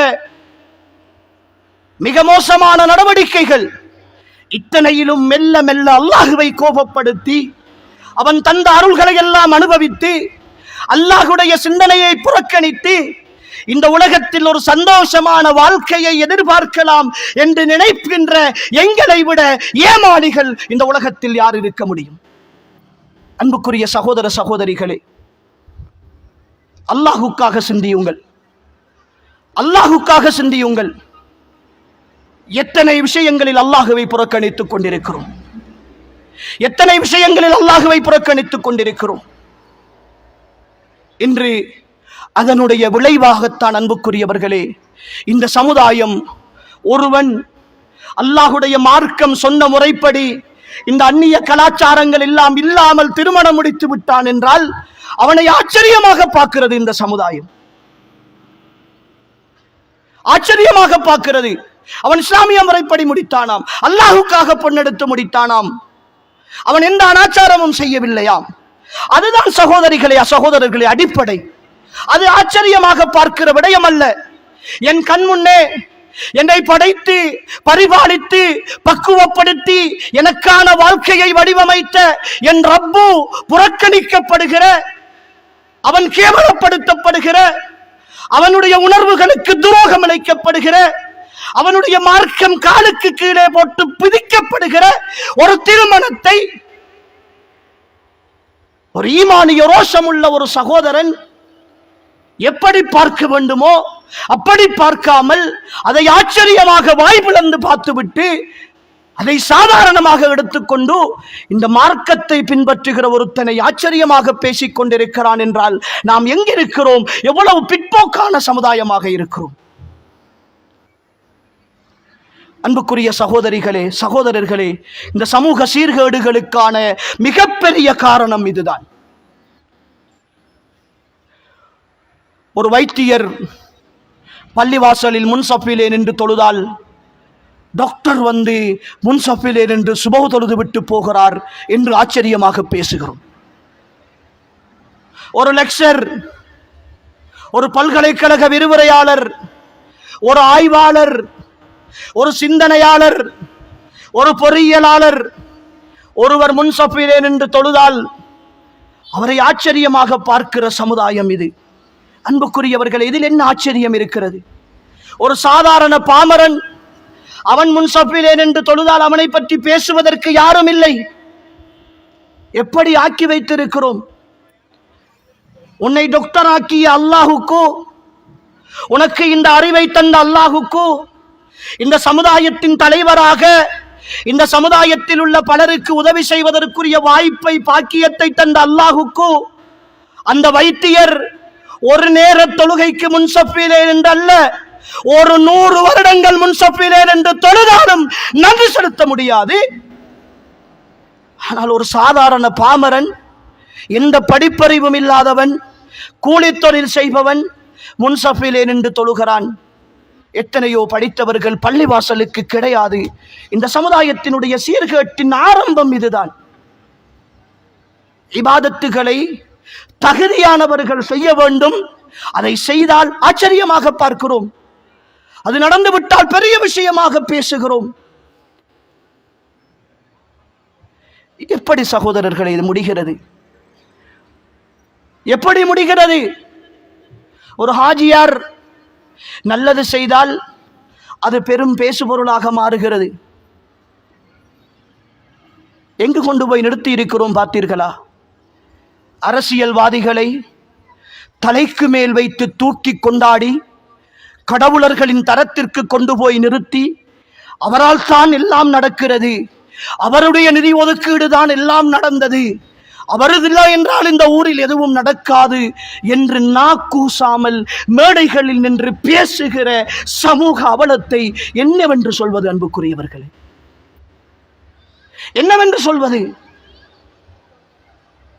அன்புக்குரிய சகோதரிகளே, எம் சமூக சீர்கேட்டினுடைய மிக அடிப்படையான அம்சம் அல்லாஹுடைய வணக்க வழிபாடுகளை நாம் ஆச்சரியமாக பார்ப்பதும், பாவங்களை நாம் எந்த கண் கொண்டும் பார்க்காமல் அதனுடைய பெருமானத்தை இல்லாமல் ஆக்கியிருப்பதும் தான் அன்புக்குரியவர்களே இந்த சமுதாயத்தில் இன்று சீர்கேடுகள் வளர்ந்து வருவதற்கான காரணம். இன்னும் ஒரு பக்கம், என் இளைஞர்களும் யுவதிகளும் இன்றைய கால சூழலில் சமூக வலைத்தளங்களின் அடிமைகளாக மாறிப்போயிருக்கிறார்கள். சமூக வலைத்தளங்களின் அடிமைகளாக மாறிப்போயிருக்கிறார்கள். டிக்டாக் கலாச்சாரம், இன்ஸ்டாகிராம், அதிலே போடுகிற வீடியோக்கள், ஷார்ட்ஸுகள், ரீல்ஸுகள், அரைகுறை ஆடையோடு தன் தலையில் அணிந்திருக்கிற சோல்கள் வழுகி விழ தன் உடலின் அங்கங்கள் எல்லாம் தெளிவாக தெரிகிற இறுக்கமான ஆடையோடு நின்று தன்னுடைய மகனோ தன்னுடைய மகள் தன் வீட்டுக்குள் நின்று ஆடி பாடி அதற்கு பின்னால் ஒரு பாடலை போட்டு அதற்கு நடனமாடி அதை ஒரு வீடியோவாக எடுத்து தனக்கு தெரிந்த அறிவை வைத்து அதை எடிட் பண்ணி அதை டிக்டாக்கிலே அப்லோட் பண்ணி இருக்கிறாள். வீட்டுக்குள் இருப்பதை முழு உலகமும் பார்த்து ரசிக்கிற அளவுக்கு அவள் அதை அப்பட்டமாக பகிரங்கமாக காட்டுகிறாள். ஆனால் அதை பார்த்து கொண்டிருக்கிற தாயும் தந்தையும் சகோதரனும் இன்னும் ஒரு பக்கம் கணவனும் வெட்கமில்லாமல் ரோஷமில்லாமல் அதை அடுத்தவர்களுக்கு அனுப்பி தங்களுடைய ஸ்டேட்டஸ்களிலே வைத்து தங்கள் இருக்கிற குரூப்புகளுக்கு அனுப்பி என்னுடைய மகளுடைய டிக்டாக், என்னுடைய மகளுடைய நடனம், என்னுடைய மகளுடைய அவமானங்களை எல்லாம் அன்புக்குரியவர்களே இந்த சமுதாயம் பெருமையாக பேசிக் கொண்டிருக்கிறது. உணர்ந்து பார்த்தோமா அன்புக்குரியவர்களே? என் மகன் செய்கிற இசையோடு சம்பந்தப்பட்ட இந்த விஷயங்களுக்கு, சினிமா காட்சிகளுக்கு பின்னணி குரல் கொடுத்து நடிக்கிற இந்த நடிப்புகளுக்கு, அந்த காட்சிகளில் வருகிற அவமானமான, அந்த காட்சிகளில் வருகிற இரட்டை அர்த்தங்கள் பொருந்திய பாடல்களுக்கு பின்னால் நடனம் ஆடுவதற்கு, அந்த நடனத்தின் பொழுது உடலின் அங்கங்கள் எல்லாம் வெளிக்காட்டப்படுகிற அளவுக்கு இருக்கிற இந்த செயலுக்கு நாளை மறுமையில் அல்லாஹ்விடத்தில் பதில் சொல்ல வேண்டும் என்கிற அந்த பொறுப்புணர்ச்சி இல்லாமல் இருக்கிறோமே. இந்த சமூக சீர்கேடு எங்கு வரைக்கும் போய் சேர்ந்திருக்கிறது தெரியுமா? இன்று திருமணங்கள் கூட நடைபெறுகிறது. ஒருவர் வடக்கிலே இருப்பார், பெண் கிழக்கிலே இருப்பாள். என்ன என்று கேட்டால், டிக்டாக்கிலே அறிமுகமாகி காதலித்துக் கொண்டவர்கள் திருமணம் முடித்து வைக்கிறோம் என்று பெற்றோர்கள் பெருமையாக சொல்லி முடித்து வைக்கிறீர்களே. இவைகளெல்லாம் அவமானங்களாக தெரியவில்லையா அன்புக்குரிய சகோதர சகோதரிகளே? இந்த சமுதாயம் எங்கு போயிருக்கிறது உறவுகளே? அதற்காக மீடியாக்களையோ சமூக வலைத்தளங்களையோ இந்த உறவுகள் பயன்படுத்தக் கூடாது என்பதல்ல என்னுடைய கருத்து. சமூக வலைத்தளங்களும் இன்றிருக்கிற மீடியாக்களும் இன்றிருக்கிற இணையதளங்களும் அல்லாஹ்வுடைய அருள். அதை நியமத்தாக பயன்படுத்துங்கள். அதை நிக்மத் என்று சொல்கிற அல்லாஹ்வின் தண்டனையாக பயன்படுத்தி விடாதீர்கள் என்று தான் சொல்கிறோம் அன்புக்குரியவர்கள். எத்தனை சீர்கேடுகள், எத்தனை அனாச்சாரங்கள்! அன்புக்குரியவர்களே, சில நேரம் வீட்டுக்குள் ரகசியமாக செய்கிற தவறுகள் பகிரங்கப்படுத்தப்படுகின்றன. தெளிவாக புரிந்து கொள்ளுங்கள். இந்த இடத்திலே இருக்கிற இளைஞர்களும் யுவதிகளும் உங்களை விழித்து தட்ட தெளிவாக சொல்லுகிறேன். சில நேரம் நீங்கள் பார்க்கிற சினிமாக்கள், நீங்கள் கேட்கிற இசைகள், தனிமையில் இருந்து கேட்கிற பொழுது அது உங்களுக்கு மட்டும் சொந்தமானதாக, அந்த பாவம் உங்களை மட்டும் சேர்ந்ததாக இருக்கும். என் தலைவர் முஹம்மது ஸல்லல்லாஹு அலைஹி வஸல்லம் அவர்கள் சொல்கிறார்கள், அல்லாஹு தஆலா எல்லாருடைய பாவங்களையும் மன்னிப்பான், இல்லல் முஜாஹிரீன், பாவங்களை பகிரங்கப்படுத்துபவர்களை தவிர என்று சொன்னார்கள் ரசூல் ஸல்லல்லாஹு அலைஹி வஸல்லம். அன்புக்குரியவர்களே, நான் செய்கிற பாவத்தை பகிரங்கப்படுத்தி விட்டேன் என்றால், அந்த பாவத்தை அடுத்தவர்களும் பார்க்கிற அளவுக்கு நான் இதை செய்தேன் என்று கொண்டு வந்து விட்டேன் என்றால், அல்லாஹ்வுடைய மன்னிப்பை விட்டும் நான் தூரமாகி விடுகிறேன். அந்த மன்னிப்பு கிடைக்காவிட்டால் இந்த உலகத்திலும் விமோசனம் கிடையாது, மறுமையிலும் விமோசனம் கிடையாது. ஸ்டேட்டஸ்களிலே பாடல்கள் வைக்கிற, இசைகள் வைக்கிற, பெண்களுடைய நடனங்களை வைக்கிற, சினிமா கட்டங்களை, இரட்டை அர்த்தங்களை கொண்ட கட்டங்களை நகைச்சுவை என்ற பெயரில் வைக்கிற ஒவ்வொரு சகோதரனையும் விழித்து சொல்கிறேன், ஒவ்வொரு சகோதரியையும் விழித்து சொல்கிறேன். நீங்கள் செய்கிற பாவத்தினுடைய அளவு தெரியுமா? ஒருவேளை அந்த வீடியோவை நீங்கள் மட்டும் பார்த்திருந்தால் அது உங்களுக்கு மட்டுமான பாவமாக இருந்திருக்கும். உங்களுடைய ஸ்டேட்டஸில் வைக்கிறீர்கள், உங்களுடைய கண்டக்டிலே 100 பேர் இருக்கிறார்கள். அந்த 100 பேரும் சில நேரம் அந்த வீடியோவை முழுமையாகவோ பகுதியளவிலோ பார்க்கிறார்கள். இப்பொழுது 100 பேருடைய பாவத்தை நீங்கள் சுமந்து கொள்கிறீர்கள். அதற்கு பிறகு அதிலிருந்து ஒரு 10 பேர் எடுத்து அவர்களுடைய ஸ்டேட்டஸில் வைக்கிறார்கள். அவர்கள் ஒவ்வொருவரும் 100 பேர் இருக்கிறார்கள். 1000 பேருடைய பாவம் மொத்தமாக சேர்த்து 1101 பாவத்தை சுமந்து கொள்கிறீர்கள். இப்படி ஒரே ஸ்டேட்டஸில் ஆயிரக்கணக்கானவர்களுடைய பாவத்தை சுமந்து கொண்டுதான் வாழ்ந்து கொண்டிருக்கிறீர்கள். ஒருவேளை உங்களுடைய பாவத்தையே உங்களால் சுமந்து கொள்ள முடியாத நிலையில் அடுத்தவர்களுடைய பாவத்தை சுமந்து கொண்டு எப்படி சகோதரர்களே கபரிலும் மஹ்ஷரிலும் நாம் வெற்றி அடைய போகிறோம் என்பதை ஒவ்வொரு ஈமானிய சகோதரனும் சகோதரியும் உணர்ந்து பார்க்க வேண்டும்.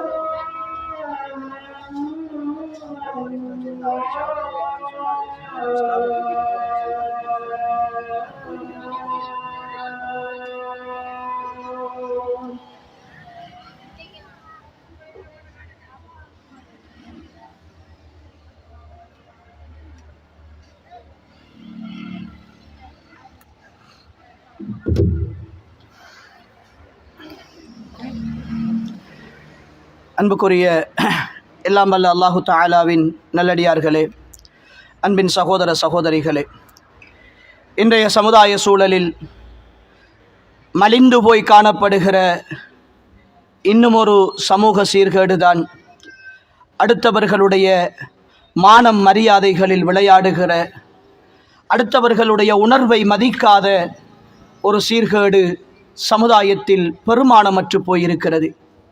சின்ன சின்ன விஷயங்களுக்கெல்லாம் கணவனோடு நடக்கிற சண்டையை கூட வீட்டில் யாருக்கும் தெரியாமல் 4 சுவர்களுக்குள் நடக்கிற பிரச்சனையை கூட ஸ்டேட்டஸ் வைத்து அதை ஊருக்கெல்லாம் தெரியப்படுத்தி அதற்காக யாரோ ஒருத்தர் சொன்ன கருத்தை அது தனக்கே சொல்லப்பட்ட கருத்தை போன்று எடுத்து அது உண்மையில் அந்த கருத்தை அவர் சொன்னாரா என்பது கூட தெரியாமல் அதை போட்டு காட்டி வீட்டிலே என்ன பிரச்சனையா, கணவனோடு மனைவியோடு பிரச்சனையா என்று அடுத்தவர்கள் கேட்கிற அளவுக்கு, எள்ளி நகையாடுகிற அளவுக்கு இன்று ரகசியங்கள் பரகசியமாக்கப்பட்டு கொண்டிருக்கிற ஒரு சூழலில் நாம் எல்லோரும் வாழ்ந்து கொண்டிருக்கிறோம். ஏற்றுக்கொண்டாக வேண்டும். சின்ன சின்ன விஷயங்களுக்கெல்லாம் அடுத்தவர்களுடைய மானத்தை, மரியாதையை முகநூட்களிலே எழுதி மானபங்கப்படுத்துகிற ஒரு வகையான கலாச்சாரம். அன்புக்குரியவர்களே, இந்த சீர்கேடு எந்த அளவுக்கு போய் நிற்கிறது என்றால், சின்ன சின்ன விஷயங்களில் பாடசாலைகளில் கற்பிக்கின்ற ஆசிரியர்கள் கண்டித்தாலும் கூட, குர்ஆன் மதரசாக்களில் படிப்பிக்கிற முஅல்லிம்கள் கண்டித்தாலும் கூட, அவர்களுடைய உள்வீட்டு ரகசியங்களை, அவர்கள் மனிதர்கள் என்ற அடிப்படையில் செய்த தவறுகளை முகநூலில் எழுதி பகிரங்கப்படுத்தி அதை அவர்களை மானபங்கப்படுத்தி கேவலப்படுத்தி இனிமேல் இந்த சமுதாயத்தில் அவர்கள் தலை நிமிர முடியாது என்கிற அளவுக்கு மாற்றுகிற ஒரு வகையான நோய் இன்று எல்லோருக்கும் தொற்றி போயிருப்பதை அன்புக்குரியவர்களே நாம் கண்டு வருகிறோம். இது அரசியல் காலம். இந்த காலம் வந்துவிட்டால் சில ஹராம்களை எம் சமுதாயம் அப்படியே ஹலாலாக்கிக் கொள்ளும். எம் சமுதாயம் அப்படியே ஹலாலாக்கிக் கொள்ளும். அதனுடைய பெருமானத்தையும் அது மார்க்கம் தடுத்திருக்கிற பெரும்பாவம் என்பதையும் உணராமல் எல்லோரும் அப்படியே கையசைத்து கைகொட்டி மௌனமாக இருந்து இந்த பாவங்களை எல்லாம் அப்படியே அனுமதிக்கிற ஒரு நிலை ஏற்படுவதை நாம் பார்க்கிறோம். மேடைக்கு மேடை ஏறி நின்று அடுத்தவர்களுடைய மானத்தையும் மரியாதையையும் இழிவாக பேசி, இன்னொருவருடைய குறையை வெளிப்படுத்தி, அடுத்தவனுடைய மனைவியை பற்றி பேசி, உம்மா பாப்பாவை பற்றி பேசி, அவனை இழிவு தன்னுடைய கட்சிக்காரன் அல்லாத எதிர்கட்சியிலே நிற்கிற ஒருத்தனுடைய கொள்கையை விமர்சிப்பதற்கு பதிலாக தனிநபர் விமர்சனங்களூடாக அவனை பற்றி பேசுகிற பொழுது எல்லோரும் சேர்ந்து கைதட்டி சிரித்து அந்த சிரிப்பிலே சந்தோஷம் அடைகிற ஒரு வகையான வறட்சியான மனோநிலையோடு அன்புக்குரிய சகோதரர்களே, இந்த ஈமானிய சூழலில் நாம் மாறி போயிருக்கிறோம். இசைகள் பகிரங்கமாக மேடைகளில் ஒலிக்க விடப்படும். பள்ளிவாசலுக்கு பக்கத்தில் தொழுகை நேரத்தில் இசை கச்சேரிகளை போன்று தேர்தல் மேடைகளில் பாடல்கள், அந்த பாடல்களை அங்கீகரித்துக் கொண்டு தொழுகை நேரம் பள்ளியினுடைய தலைவர் மேடையில் இருப்பார். பள்ளியினுடைய இமாம் கிராத்தோதி ஆரம்பித்து வைப்பார். பள்ளியினுடைய சமூகத்தின் சிந்தனையாளர்கள், அதுவரைக்கும் பாவம் என்று பேசியவர்கள், குர்ஆன் சுன்னாவின் அடிப்படையில் வாழ வேண்டும் என்று அல்லாஹ்வையும் அல்லாஹ்வுடைய தூதரையும் நேசிப்பவர்கள், தான் நேசித்த அரசியல்வாதி என்பதற்காக, தான் நேசித்த தலைவன் என்பதற்காக, தான் நேசித்த கட்சிக்காரன் என்பதற்காக மௌனமாக கைகட்டி வாய்ப்பொத்தி கேவலப்பட்டு போய் நிற்பார்கள். பள்ளிவாசலில் தொழுகை நடத்துகிற பொழுது அங்கு இசை ஒலித்துக் கொண்டிருக்கும், பேச்சிக் கொண்டிருப்பார்கள். இந்த சமுதாயத்தில் இந்த சீர்கேட்டையும் இந்த அவமானத்தையும் தட்டி கேட்பதற்கு இன்னும் தைரியமானவர்கள் உருவாகவில்லையோ என்கிற ஒரு கவலை அன்புக்குரியவர்களே அடிமனசில் எழுந்து கொண்டுதான் இருக்கிறது. அன்புக்குரிய ஈமானிய உறவுகளே, இந்த மார்க்கம் புனிதமானது, இந்த மார்க்கம் தனித்துவமானது. நானும் நீங்களும் நேசிக்கிற அல்லாஹும் ரசூலும் இந்த உலகத்தில் உள்ள அத்தனையையும் விட, அத்தனை பேரையும் விட உயர்ந்தவர்கள். இந்த உலகின் அரசியல்வாதிக்காக, அவன் போடுகிற சில ரூபாய்களுக்காக, அவனுக்கு பக்கத்தில் இருந்து ஒரு போட்டோ பிடிக்க வேண்டும் என்பதற்காக, அவனுக்கு கை கொடுக்க வேண்டும் என்பதற்காக, என் தலைவன் என்று சொல்லி அவனை தலைக்கு மேலே தூக்கி வைத்து கொண்டாடுகிற இந்த இந்த கலாச்சாரம் இந்த சமுதாயத்தில் மாற்றப்பட வேண்டும். அன்புக்குரியவர்களே, இது இஸ்லாம் சொல்லுகிற கலாச்சாரம் அல்ல. எந்த நேசமும் இந்த உலகத்தில் அல்லாஹுவையும் அல்லாஹுடைய தூதரையும் அல்லாஹுவையும் அல்லாஹுடைய மார்க்கத்தையும் புறக்கணிக்கிற நேசமாக வளர்ந்துவிடக் கூடாது. இந்த அரசியல் காலங்களில் இந்த ஈமானிய சமுதாயம் குறிப்பாக தெளிவாக இருங்கள். உங்களுடைய எந்த நேசமும் அன்பும் ஆதரவும் அல்லாஹுவையோ அல்லாஹுடைய தூதரையோ புறக்கணிக்கிற அளவுக்கு வந்துவிடக் கூடாது. தலைவனை ஆதரித்து வீடு வீடாக திரிவான் தொண்டன், பள்ளி வாசலில் பாங்கு கேட்கும் பள்ளிக்கு வரமாட்டான். தலைவனுக்காக இரவு பகலாக குடும்பத்தை விட்டு பிள்ளைகளை விட்டு எல்லா உணர்வுகளையும் தூக்கி வீசிவிட்டு இப்படி ஒரு அரசியல் செய்கிற கலாச்சாரத்தை இஸ்லாத்தில் எங்கிருந்து கற்றுக்கொண்டோம்? உறவுகளை எங்கிருந்து கற்றுக்கொண்டோம்? இந்த சமுதாயத்தில் இருக்கிற அரசியல் தலைவர்களை நோக்கிய ஒரு அறைகூவலாக இந்த சந்தர்ப்பத்தில் நினைவூட்ட விரும்புகிறேன். அன்புக்குரியவர்களே, யாராக இருந்து விட்டு போங்கள், எந்த கட்சியாக இருந்து விட்டு போங்கள், எந்த அமைச்சராக எந்த தலைவராக இருந்து விட்டு போங்கள், நீங்கள் முஸ்லிம்களாக இருந்தால், அல்லாஹுவை நம்பியவர்களாக இருந்தால், அல்லாஹுவின் தூதரை ஏற்றுக்கொண்டவர்களாக இருந்தால், அவர்களுடைய வழிகாட்டல் தான் இந்த உலகின் மிகச்சிறந்த வழிகாட்டலாக இருக்கிறது என்று நீங்கள் ஏற்றுக்கொண்டதாக இருந்தால், மேடைக்கு மேடை அல்லாஹுவையும் அல்லாஹுடைய ரசூலையும் நீங்கள் பேசுவது உண்மையும் சத்தியமுமாக இருந்தால், இந்த உலகத்தில் இஸ்லாம் சொல்லுகிற இஸ்லாமிய தூய்மையான அரசியலை செய்து காட்டுங்கள். அப்படி என்றால் 100% நீங்கள் இஸ்லாமிய ஆட்சியை கொண்டு வாருங்கள் என்று சொல்லவில்லை. ஏமாற்றாத அரசியல், வாக்குறுதிக்கு மோசடி செய்யாத அரசியல், அடுத்தவனுடைய மானத்தை பற்றி பேசாத அரசியல், அடுத்தவர்களுடைய குறைகளை அம்பலப்படுத்தாத அரசியல், உங்களுடைய கொள்கையை மட்டும் உண்மையாக சமுதாயத்திற்கு சொல்லுகிற அரசியல், உங்களுடைய தூய்மையான எண்ணங்களை வெளிப்படுத்துகிற அரசியல், இஹ்லாஸாக மன தூய்மையாக அல்லாஹுக்காக வேண்டி என்று செய்கிற உங்களுடைய பணிகளை நீங்கள் தூய்மையாக செய்கிற அரசியல் இந்த பூமியில் செய்து காட்டுவது என்றால் முன்வாருங்கள். புரிந்து கொள்ளுங்கள் அரசியல் தலைவர்களை, புரிந்து கொள்ளுங்கள். நீங்கள் இந்த ஒட்டுமொத்த சமுதாயத்தின் அமானிதத்தை சுமந்தவர்கள், நீங்கள் லேசானவர்கள் அல்ல. ஒட்டுமொத்த சமுதாயத்தின் அமானிதத்தை சுமந்தவர்கள். இந்த நாட்டினுடைய வளங்களும் இந்த நாட்டிலே இருக்கிற முஸ்லிம் சமுதாயமும் குறிப்பாக என் ஈமானிய சமுதாயத்தின் தலைவர்களை நம்பி இருக்கிறது. அவர்களிடத்திலே நம்பித்தான் இந்த பொறுப்பை ஒப்படைக்கிறது. நீங்கள் பாராளுமன்றத்தின் சொகுசுகளையும் அங்கு தருகிற சாப்பாடுகளையும் அங்கு தருகிற வளங்களையும் அங்கு தருகிற வாகனங்களையும் அனுபவித்துக் கொண்டு இந்த சமுதாயத்தை வெற்றி பிழைக்கிற, இந்த சமுதாயத்தின் உரிமைகள் பற்றி பேசாது விடுகிற, இந்த சமுதாயத்தின் பிரச்சனைகள் வருகிற பொழுது ஓடி ஒளிந்து கொள்கிற அல்லது கதை சொல்லி தப்பிக்கொள்கிற, பொய் வாக்குறுதிகள் கொடுக்கிற, ஏமாற்றுகிற ஒரு அரசியலை செய்வீர்கள் என்றால் புரிந்து கொள்ளுங்கள், உங்களை விட மன்னாதி மன்னனாகிய அல்லாஹ் எங்களோடு இருக்கிறான். உங்களை பிடிப்பான். நீங்கள் செலவழிக்கிற ஒவ்வொரு ரூபாய்க்கும் அல்லாஹ்விடத்தில் பதில் சொல்லாமல் நீங்கள் மறுமையில் நகர முடியாது.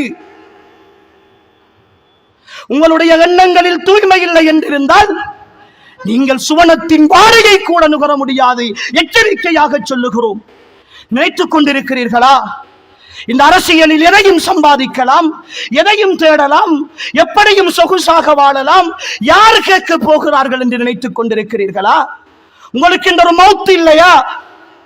உங்களுடைய மரண வேளையில் உங்களுடைய தொண்டர்களையும் உங்களுடைய அல்லக்கைகளையும் வைத்து அடுத்தவனை அடித்து நொறுக்கி, அடுத்தவனுடைய உடைமைகளை சேதமாக்கி, அடுத்தவனுடைய மானத்தை போக்காட்டி, அடுத்தவரை நடுத்தெருவுக்கு கொண்டு வந்த இந்த மா பாதக செயல்கள் எல்லாம் நாளை மறுமையில் ஒட்டுமொத்தமாக உங்களுக்கு எதிராக திரும்பி நிற்கும் என்பதை நீங்கள் மறந்து விட்டீர்களா? அரசியலின் பெயரால் இந்த சமுதாயம் அடித்துக் கொள்கிறது, பிரிந்து பிளவுபட்டு போய் கிடக்கிறது. குடும்பத்திற்குள் மனைவியோடு பேசாத கணவன், தந்தையோடு பேசாத பிள்ளை என்று சொல்லி கூறு போட்டு வைத்திருக்கிறீர்களே. இந்த அனாச்சாரம், இந்த பாவம், அடுத்தவர்களை ஒற்றுமைப்படுத்த வேண்டும் என்று சொல்லுகிற இந்த மார்க்கத்தில் சகோதரத்துவத்தை துண்டாடிய இந்த பாவம், கட்சியின் பெயரால், அரசியலின் பெயரால், அதிகாரத்தின் பெயரால் நீங்கள் செய்த இந்த தவறு உங்களை மறுமையில் சும்மா விட்டுவிடும் என்று நினைக்கிறீர்களா? இவற்றையெல்லாம் உங்களுடைய ரப்பு கண்டும் காணாமல் இருக்கிறான் என்று நினைக்கிறீர்களா? இந்த அரசியலை பற்றி அரசியல்வாதிகளிடத்தில் நாளை மஹ்ஷருடைய வழியில் எந்த கேள்வி கணக்கும் அல்லாஹ் கேட்க மாட்டான் என்று நினைக்கிறீர்களா? நீங்கள் கோடி கோடியாக உங்களுடைய பிள்ளைகளுக்கும் உங்களுடைய சந்ததிகளுக்கும் சொத்து சேர்த்து வைத்து விட்டால் அந்த சொத்துக்களை வைத்து அடுத்தவனுடைய பொருளாதாரத்தில் வாங்கிய சொத்துக்களை வைத்து உங்களுடைய பிள்ளைகள் சந்ததிகள் சந்தோஷமாக இருக்கும் என்று கனவு காண்கிறீர்களா? அப்படி என்றால் ரஸாக்காக இருக்கிற அல்லாஹ் எதற்காக இருக்கிறான்? அவனை பற்றிய கொஞ்ச அடிமனதில் கூட பயம் இல்லாமல் அரசியல் காலம் வந்தால் எல்லாவற்றையும் தூக்கி எறிந்துவிட்டு என்னிடத்தில் பணம் இருக்கிறது, என்னிடத்தில் அதிகாரம் இருக்கிறது, என்னிடத்தில் பட்டம் இருக்கிறது, எதையும் செய்வேன் என்ற தோரணையில் நீங்கள் திரிகிறீர்களே. அல்லாஹுக்காக அல்லாஹுவின் பெயரால் ஒரே ஒரு விஷயத்தை மட்டும் சொல்லிக் கொள்கிறேன். என் அரசியல் தலைவர்களே, ஈமானை சுமந்தவர்களே, நீங்கள் மரணிக்கக்கூடியவர்கள், இந்த உலகத்தின் இன்பங்களை எல்லாம் துறக்கக்கூடியவர்கள், இந்த உலகத்தின் சந்தோஷங்களை எல்லாம் இழக்கக்கூடியவர்கள். மஹ்ஷருடைய வழி இருக்கிறது. மன்னாதி மன்னனாகிய அல்லாஹ்வுடைய சன்னிதானத்தில் இருக்கிற நேரம் இருக்கிறது. அந்த நேரத்தில் நீங்கள் அல்லாஹ்வுக்கு முன்னால் பதில் சொல்லியாக வேண்டும். நீங்கள் செய்கிற பாவங்களை பட்டியல் போட்டு பாருங்கள். இவையெல்லாம் என் தலைவர் முஹம்மது ஸல்லல்லாஹு அலைஹி வஸல்லம் அழித்தொழிக்கிற பெரும் பாவங்கள் என்று சொன்னார்களோ, இவைகளை எல்லாம் மறுமையில் தப்ப முடியாத தவறுகள் என்று சொன்னார்களோ, எவைகளை எல்லாம் நரகத்திற்கு கொண்டு போய் சேர்க்கிற பாவங்கள் என்று சொன்னார்களோ, அவற்றை நீங்களும் செய்வதோடு என் சமுதாயத்தையும் அரசியலின் பெயரால் இழுத்து போடுகிறீர்களே. இத்தனை பேருடைய பாவத்தையும் சுமந்து கொண்டு மறுமையில் எப்படி தப்ப போகிறீர்கள்? அதற்குள் இந்த அதிகாரத்திற்கு போட்டி வேறு, இதை பெற்றுக் கொள்வதற்கான அடிதடிகள் வேறு, வெட்டுக்குத்துகள் வேறு. ஆச்சரியமாக இருக்கிறது அன்புக்குரியவர்களே. ஒரு அரசியல் காலம் வந்துவிட்டால் மட்டும் இந்த சமுதாயத்தில் தலைவர்களுக்கு மரணமே இல்லையோ என்று நினைக்கிற அளவுக்கு தொண்டர்கள் மேடையேறி புகழ்கிறார்கள், நாக்கூசாமல் புகழ்கிறார்கள். பேசுகிற வார்த்தைகளில் ஷிர்க் இருக்கிறது, இணை வைப்பு இருக்கிறது. அல்லாஹ்வுக்கு மட்டும் பயன்படுத்துகிற வார்த்தைகளை எல்லாம் அப்பட்டமாக பயன்படுத்துகிறார்கள் என்று தெரிந்தும் சாதாரண மனசலம் சுமக்கிற ஒரு அரசியல் தலைவனை சந்தோஷப்படுத்துவதற்காக ரப்பினுடைய கோபத்தை சம்பாதித்துக் கொள்கிற இந்த அரசியலில் இந்த சமுதாயம் எப்படி சகோதரர்களே மன அமைதியை பெறப்போகிறது? மன அமைதியை எப்படி பெறப்போகிறது? எனவேதான் அன்புக்குரியவர்களே, தெளிவாக சொல்லுகிறோம், ஹராம் என்று வந்தால், மார்க்கத்தின் தடை என்று வந்தால், அது அரசியல் காலமாக இருந்தாலும் தடைதான், சோதனை காலமாக இருந்தாலும் தடைதான், பெருநாள் காலமாக இருந்தாலும் தடைதான், திருமண காலமாக இருந்தாலும் தடைதான். அதை மீறிய குற்றம் எல்லா காலத்திலும் கிடைத்தே ஆகும். எனவேதான் அல்லாஹுக்காக என் ஈமானிய சமுதாயமே, இந்த சீர்கேடுகளை இனிமேலாவது துடைத்தறியுங்கள். மாற்றம் வந்திருக்கிறது என்று கூவிக்கொண்டிருக்கிற ஒரு சமுதாயம், இந்த மாற்றத்தை 1400 ஆண்டுகளுக்கு முன்னால் நான் பின்பற்றுகிற தூய்மையான இஸ்லாம் போதித்த மாற்றத்தை தவிர இந்த உலகத்தில் எது சிறந்த மாற்றம் இருக்க போகிறது? அந்த மாற்றத்தை பின்பற்ற தெரியாதவனை எல்லாம், அந்த மாற்றத்தை ஏற்றுக்கொள்ளாதவனை எல்லாம் ஈமானிய சமுதாயத்தின் தலைவனாக கொண்டாடுகிற இந்த அவல நிலை நீங்குகிற வரைக்கும் இந்த சமுதாயத்தின் சோதனைகள் நீங்க போவது கிடையாது. அன்புக்குரியவர்கள், நீங்க போவது கிடையாது. எனவேதான் சொல்கிறோம், மறுமையை பயந்து கொள்ளுங்கள், மறுமையை பயந்து கொள்ளுங்கள், அல்லாஹ்வுடைய விசாரணையை பயந்து கொள்ளுங்கள். மறுமையில் மரணத்தின் வேளையில் அல்லாஹ் இறுக்கி பிடிக்கிற அந்த பிடியை பயந்து கொள்ளுங்கள். அது அரசியல் காலமாக இருந்தாலும் சரி, வேறு காலங்களாக இருந்தாலும் சரி, அன்புக்குரியவர்களே, அந்த பிடியோடு, அந்த பிடியிலிருந்து விடுபட்டு விட மாட்டோம் என்கிற நம்பிக்கையோடு இந்த உலகத்தில் வாழ்ந்தால் நிச்சயமாக இந்த சமுதாயத்தில் சீர்தூக்கி இருக்கிற, இந்த சமுதாயத்தில் உயர்ந்து போயிருக்கிற எல்லா தவறுகளையும் அன்புக்குரியவர்களே நாம் குறைக்க முடியும், இல்லாது செய்ய முடியும். இல்லை என்றால் அதனுடைய கனதியை புரிந்து கொள்ளாத வரைக்கும் அல்லாஹ்வை பற்றிய பயம் உள்ளத்தில் வராத வரைக்கும் அன்புக்குரியவர்களே இந்த பாவங்களில் இருந்தும் இந்த சீர்கேடுகளில் இருந்தும் நாங்கள் எங்களை ஒதுக்கிக் கொள்ள முடியாது என்பதை புரிந்து கொள்ளுங்கள். இறுதியாக அன்புக்குரியவர்களே, பேசிக்கொண்டிருக்கிற நானும் சரி, கேட்டுக்கொண்டிருக்கிற நீங்களும் சரி, இந்த தவறுகளில் இருந்து பாதுகாக்கப்பட்டவர்கள் கிடையாது. விரும்பியோ விரும்பாமலோ ஏதோ ஒரு சூழ்நிலையில் தவறுகளுக்கு உட்படக்கூடியவர்களாக, தவறுகளை செய்யக்கூடியவர்களாக நாம் இருக்கிறோம். அல்லாஹு தஆலா இறை விசுவாசிகளாகிய சுவனத்தின் சொந்தக்காரர்களுடைய பண்புகளை பற்றி அவனுடைய குர்ஆனில் சொல்லுகிற பொழுது, வல்லதீன இதா ஃபஅலு ஃபாஹிஷத்தன் அவ் ஸலமு அன்ஃபுஸஹும் ذكرுல்லாஹ வஸ்தக்ஃபரு லிதுனூபிஹிம். அவர்கள் ஒரு பாவத்தை செய்து விட்டால் அல்லது மானக்கேடான ஒரு காரியத்தை செய்து விட்டால் அல்லாஹ்வை அவர்களுக்கு முன்னால் நினைவு கூறப்படுகிற பொழுது அவர்களுடைய பாவங்களில் இருந்து அவர்கள் இஸ்திக்ஃபார் செய்து விடுவார்கள், தவிர்ந்து விடுவார்கள் என்று அல்லாஹ் சொல்லுகிறான். அன்புக்குரியவர்களே, பல தடவைகள் சொல்லி இருக்கிறோம், பல விஷயங்கள் சுட்டி காட்டப்பட்டிருக்கின்றன. இன்றைய நாளில் இது 2வது உரை. இதற்கு முன்னர் பல பயான்கள், இதற்கு முன்னர் பல இஜ்திமாக்கள், பல ஒன்று கூடல்கள், நிறைய விஷயங்கள் அன்புக்குரியவர்களே சொல்லப்பட்டிருக்கின்றன. தவறுகள் உள்ளத்தில் இருந்தால் தௌபா செய்வோம் உறவுகளே, தௌபா செய்வோம், பாவங்களில் இருந்து மீண்டு வருவோம். இந்த தவறுகள், இந்த சீர்கேடுகள் வாழ்க்கையில் வந்து விடாமல் அல்லாஹ்விடத்தில் பாதுகாவல் தேடிக்கொண்டே இருப்போம். ஷைத்தானியத் நிறைந்திருக்கிற இன்றைய கால சூழலில் அல்லாஹுக்காக வாழ்தல் என்பது கடினமானதுதான் அன்புக்குரியவர்களே, அவ்வளவு லேசான காரியம் அல்ல. அதற்குள் நடக்கிற போராட்டம் மனோ இச்சைக்கு எதிரான போராட்டம், ஷைத்தானியத்திற்கு எதிரான போராட்டம் இந்த வாழ்க்கையில் இருந்து கொண்டே இருக்க வேண்டும். உறவுகளே, புரிந்து கொள்ளுங்கள், இந்த வாழ்க்கை நிரந்தரமற்றது, இந்த வாழ்க்கை நிரந்தரமற்றது. பேசிக்கொண்டிருக்கிற நான் என் பேச்சை முடித்துவிட்டு இன்று நான் என்னுடைய வீட்டுக்கு போய் சேருதல் என்பது நிச்சயமற்ற பயணம். ஒருவேளை என்னுடைய ஜனாசா செய்தியை நாளை நீங்கள் செவியேற்கலாம், அல்லது இங்கிருக்கிற உங்களில் யாருடைய ஜனாசா செய்தியாவது நாளை நான் கேட்கலாம். இப்படி ஒரு குறுகிய பயணத்தில் எத்தனையோ போராட்டங்கள், எத்தனையோ காழ்ப்புணர்ச்சிகள், எத்தனையோ கழுத்தறுப்புகள், பொறாமைகள், போட்டிகள் என்று சொல்லி எல்லா சீர்கேடுகளின் மொத்த வடிவங்களாக நாம் வாழ்ந்து கொண்டிருக்கிறோம். உறவுகளே, சமுதாயம் என்பது நானும் நீங்களும் தான். தனிநபர்களின் மாற்றம் வர வேண்டும் உறவுகளே, தனிநபர்களில் மாற்றம் வர வேண்டும். என்னையும் உங்களையும் தனிமையில் அமர்ந்து சிந்திக்கிற, தனிமையின் இரவுகளில் அல்லாஹ்வோடு பேசுகிற, பின்னிரவு வேளைகளில் அல்லாஹ்வோடு சம்பாஷிக்கிற உணர்வு வர வேண்டும் அன்புக்குரியவர்களே.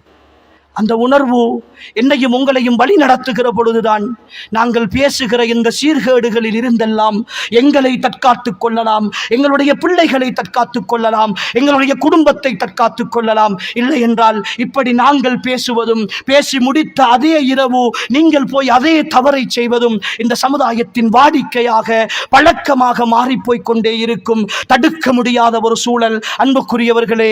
அல்லாஹ்வும் ஒரு கட்டம் வரைக்கும் பார்ப்பான், ஒரு கட்டம் வரைக்கும் விட்டு கொடுப்பான், விட்டு கொடுத்து கொண்டே இருப்பான். முடிவில் அவன் பிடிக்க ஆரம்பித்தால்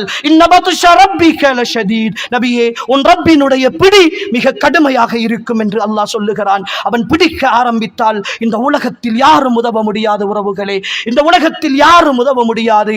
எனவே நாம் அன்புக்குரிய ஈமானிய உறவுகளே தெளிவாக இருப்போம். இந்த உலகத்தில் அல்லாஹுவையும் அல்லாஹுடைய தூதரையும் தவிர நேசிப்பதற்கு தகுதியானவர்கள் யாரும் கிடையாது. அவர்களுடைய நேசத்திற்கு அடுத்துதான் என் தாயும், என் தந்தையும், என் பிள்ளைகளும், என் மனைவியும், என் தலைவர்களும், என் அரசியல்வாதிகளும், என் குடும்பத்தின் சமூகத்தின் தலைவர்களும் எல்லோரும் அவர்களுக்கு பிறகுதான்.